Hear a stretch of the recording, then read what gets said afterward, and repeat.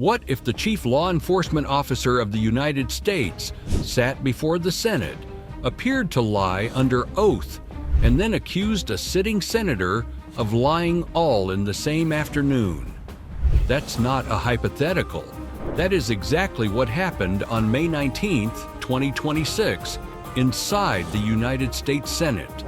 And if you care about where your tax dollars are going and who in Washington is deciding that you need to watch this story very carefully.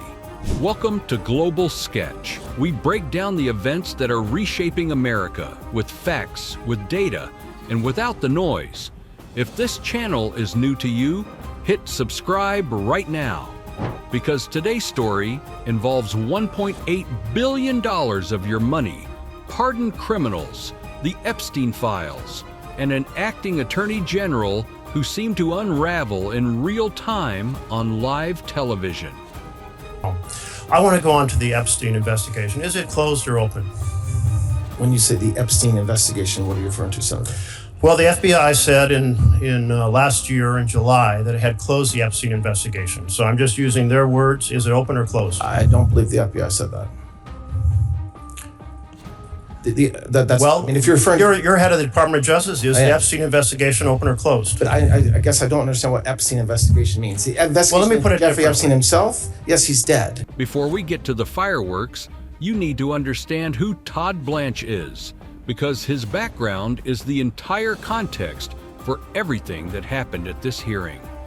Blanche is now the acting Attorney General of the United States, the top law enforcement officer in the country. But just a year ago, he was Donald Trump's personal defense attorney. Senator Chris Van Hollen of Maryland put it most bluntly during the hearing. He looked directly at Blanche and said, "You are acting like the president's personal attorney." You're not going to submit this proposal to any federal judge or independent. There is no judge. Any independent authority? What does that mean, an independent authority? It means not somebody who's getting to pick 5 of the members who was the president's former personal attorney. That would be somebody who would be independent. I'm the acting attorney general, okay? And the fact that I used to be President Trump's lawyer is just a fact, but I'm the acting attorney general. So don't say the president's former personal lawyer will do something. The acting attorney general will do something. Mr. Attorney General, you are acting today like the president's personal attorney. And that's the whole problem.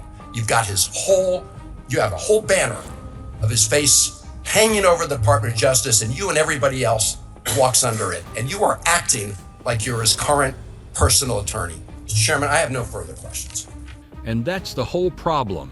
You have a whole banner of his face hanging over the Department of Justice, and you are acting like his current personal attorney. That exchange set the tone for everything. The centerpiece of this entire hearing is a fund formerly called the Anti-Weaponization Fund, announced by the DOJ just one day before the hearing on May 18, 2026. Here is the legal backstory. In 2019, during Trump's first term, an IRS contractor illegally leaked Trump's tax returns. That was a real crime. The contractor was prosecuted, but Trump filed a $10 billion personal lawsuit against the federal government over it. In 2026, that lawsuit was quietly settled, and instead of a direct payout to Trump, the DOJ created this fund. Now here is the critical detail senators kept hammering. Trump's own IRS, from his own first administration, was the department that employed the contractor who committed the breach. And 4,427 taxpayers had their returns leaked in that same breach. Not just Trump. Not one of those other 4,427 people has received a single dollar in compensation. Senator Jack Reed of Rhode Island pointed out something that sent a chill through the room. On the same day the settlement was announced, the General Counsel of the Treasury Department, a Senate-confirmed official, resigned. Blanche told the Senate he had not looked into why. Reed found that very hard to believe. Democratic Senator Patty Murray of Washington called it plainly corruption that has never been more blatant. Acting Attorney General, right now, families are paying $4, $5, even $6 or $7 for gas. Inflation is at its highest level in years because of the president's policies. But instead of helping Americans get by, President Trump is literally using their tax dollars to set up a slush fund to enrich his own friends. On Monday, your department settled the president's lawsuit by setting up a fund with $1.8 billion, and you and the president will pick the handful of people who decide how that money gets doled out. So let's be clear.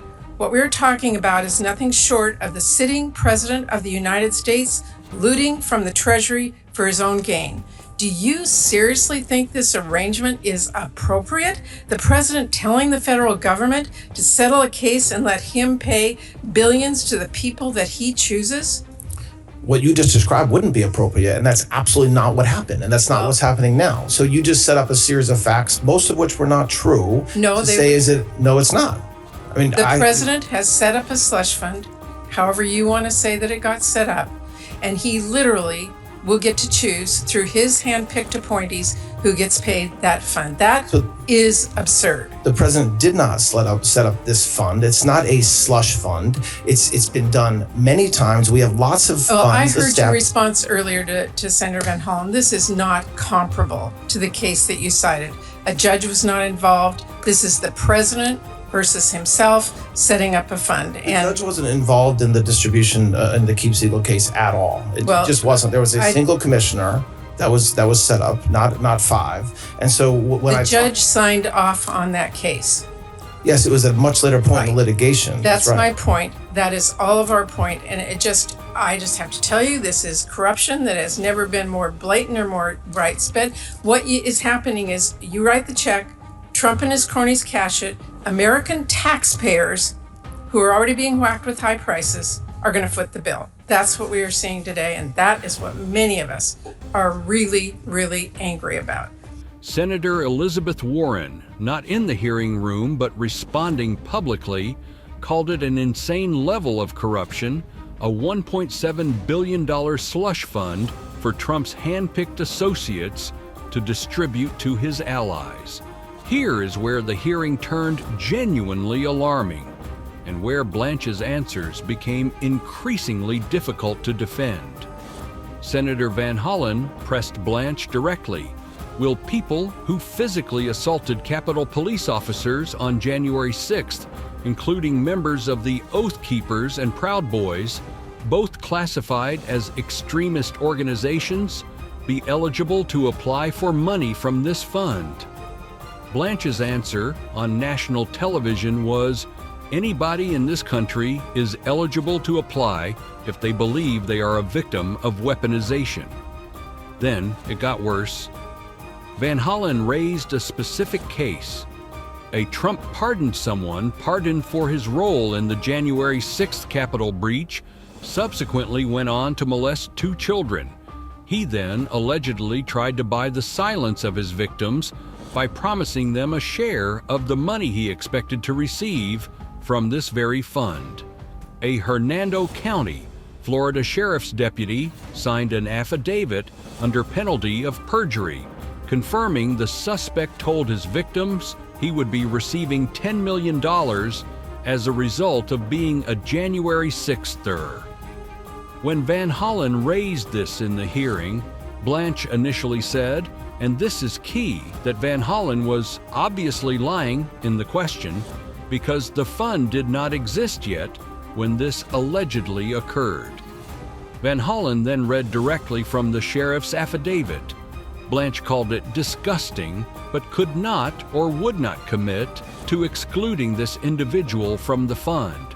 I'm going to read from you, Mr. Attorney General, an affidavit from the Hernando County, Florida Sheriff's Office. And I want you to listen carefully to what this police officer said about this criminal named Andrew, pardoned by the president, now being charged for child molestation.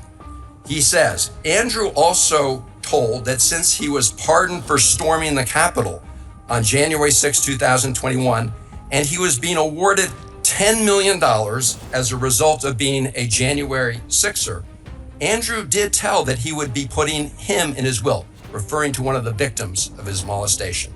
He would be putting him in his will to take any money he had left over. This tactic was believed to be used to keep from exposing what Andrew had done to him, signed under penalty of perjury by someone in the sheriff's office. And you're telling me you don't know about all these people who have been signaled by the President of the United States and others that they're going to get payments. I think that's what you just read is disgusting. It's horrible that happened, but that's not what I said. What? I mean, you can say you're telling me and then make up something that I'm not saying, or you can let me speak. Mr. Attorney General, yes. I'm reading from the statement here. I got a transcript of our exchange earlier. And you essentially said, well, you're obviously lying in your question because there's no way this person committed to that because the slush fund of which you called it did not exist, just as you suggested. Right, and it's true that even the affidavit that you just read said that he would be awarded this criminal suggested he'd be awarded $10 million. Now you're playing absolute word games. I am not playing a word game. Of course you are, because people. And also, words matter. Words matter. So if you're going to quote me accurately. Senator Coons asked whether the quarterly reports on who receives money from this fund would be made fully public. Blanche said yes, with some privacy law exceptions. But the settlement document itself, Section 4, Part E, marks those reports as confidential. Your announcement said that the fund will send you quarterly reports. Will you commit to making these reports fully public so Americans know who's getting taxpayer dollars out of the settlement fund? This says they'll be confidential. This is Section 4, Part E of the settlement agreement. The reason why I want to be careful in my answer is because there's obviously laws that exist around privacy that may prevent some of the information that the commission takes in from being fully public. Beyond that, there will be full transparency, and I commit to you that beyond the applicable laws that exist around privacy and privileges and whatnot. But as far as being transparent and having those quarterly reports released, yes. Thank you. The contradiction was not resolved. The second major thread of this hearing was the Jeffrey Epstein investigation and Blanche's role in it. Senator Jack Reed raised a deeply uncomfortable sequence of events. Blanche visited Ghislaine Maxwell in federal prison for an interview. Maxwell, the convicted Epstein co-conspirator, had been serving a 20-year sentence for sex trafficking minors. Shortly after Blanche's visit, she was transferred from one federal facility to another that Reed described as significantly more comfortable with her own room, access to a private shower, and pet therapy. Blanche disputed the characterization but could not deny the transfer. Reed's implication was blunt. Did President Trump send you to speak with Maxwell to assess what she might say about Epstein? Blanche denied it emphatically, but Reed pressed, "This is a person of extra special interest to the president. He has known her. Why else would you go personally?" Senator Merkley then asked what appeared to be a basic factual question. Is the Epstein investigation open or closed? The FBI said in July 2025 that it had closed its investigation. Blanche's response was almost surreal. He said he did not understand what the question meant.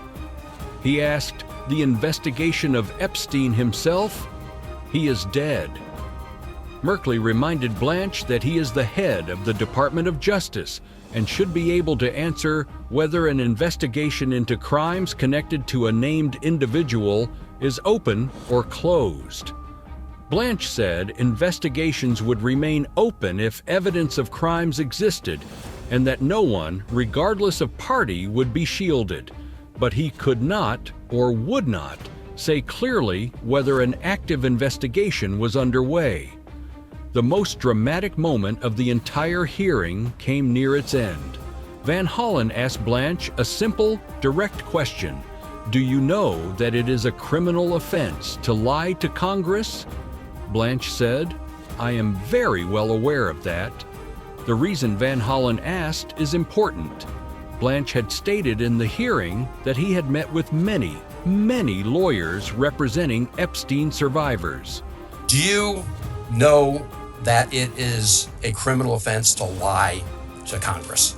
I am very well aware of that. I'm glad to hear that. Thank you.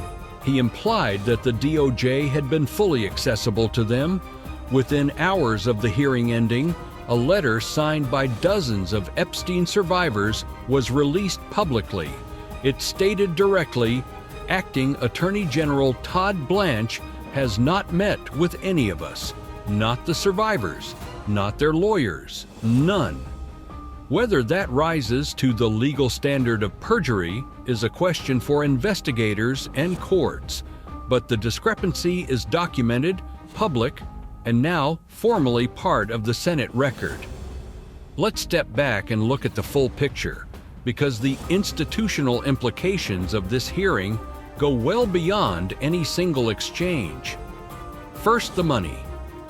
The $1.776 billion anti-weaponization fund was created without a single vote of Congress. It came from the Judgment Fund, which is a standing Treasury appropriation. Representative Jamie Raskin called it an absolute violation of congressional spending power. No legislators voted for this. No judge approved the final structure. The president's former personal attorney, now running the DOJ, will appoint the commission that decides who gets paid. Second, the oversight gap. When Senator Coons asked if reports would be public, Blanche said yes, but the settlement document says confidential. When Senator Murray asked if there was any independent check, Blanche said there is no mechanism for a federal judge to review the distribution. When senators asked him to exclude violent offenders, he refused. Third, the Epstein thread. The question of what Blanche said to Maxwell, what was discussed, and whether anyone in the administration is protecting connected individuals remains entirely unanswered. Survivors say they have been shut out. The FBI says its investigation closed in 2025. The head of the DOJ says he doesn't know what that means. Fourth, the historical anomaly. Nothing like this fund has been created under these circumstances before. The DOJ did compare it to the Obama-era Keepsiegel settlement, which compensated Native American farmers for decades of agricultural discrimination. But in that case, an independent judge signed off. There was no sitting president who was simultaneously the plaintiff, the appointing authority, and the ultimate beneficiary of the political goodwill the fund generates. $1.776 billion of federal money drawn from a Treasury fund that never required a congressional vote is now sitting in a pool overseen by 5 people appointed by a man who was the president's personal defense attorney 18 months ago. Anyone in America can apply for a payout. Violent January 6th offenders can apply. A pardoned criminal who allegedly molested children after his pardon can apply. And the officials who built this structure refused, in open Senate testimony, to exclude any of them. The Epstein investigation, one of the most consequential legal matters in recent American history, may be closed, may be open, or may be something in between. The head of the DOJ could not answer. You can draw your own conclusions. At Global Sketch, our job is to give you the facts, the data, and the full picture, and let you decide. If this breakdown was useful, share it with someone who needs to see it, and subscribe to Global Sketch.